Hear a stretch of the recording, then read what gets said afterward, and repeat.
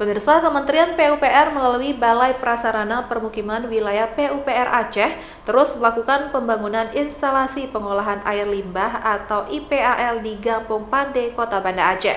Meskipun ada penolakan dari warga Gampung Pande, proyek pembangunan IPAL tersebut telah berjalan 11%. Pembangunan instalasi pengolahan air limbah atau IPAL di kawasan Gampung Pande terus dilanjutkan pihak Kementerian PUPR. Meskipun warga Gampung Pande sepakat menolak lokasi IPAL tersebut karena dibangun di atas situs sejarah Kesultanan Aceh. Namun pihak PUPR sebagai pelaksana teknis saat ini tengah melakukan pemasangan pipa bawah tanah yang dimulai dari pusat kota dan berakhir di lokasi pengolahan di Gampung Pande. Kelanjutan pembangunan tersebut juga atas rekomendasi pihak Badan Purbakala yang disebut telah melakukan kajian di lokasi IPAL.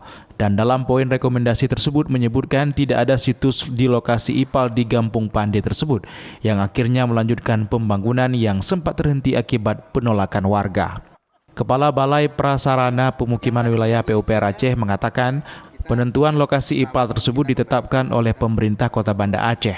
Terkait situs sejarah yang disebut terletak di lokasi IPAL juga telah melalui kajian Balai Purbakala yang juga memberikan rekomendasi terkait pembangunan IPAL di Gampung Pande tersebut. Dapat kami informasikan Mas bahwa lokasi Kampung Pande maupun Kampung Jawa begitu ya, itu memang sejak 1970 gitu ya, itu memang sudah digunakan ataupun dimanfaatkan untuk tempat pengolahan air gitu ya. Terkait dengan situs sejarah ini memang yang lebih berwenang begitu ya untuk menyampaikan dari pihak BPJB.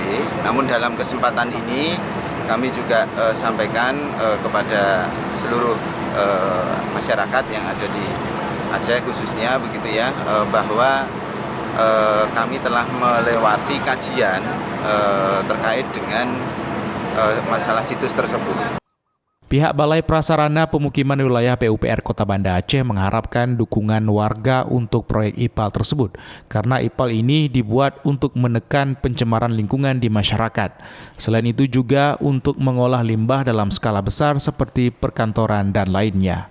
Dari Kota Banda Aceh, Topan Mustafa, iNews melaporkan.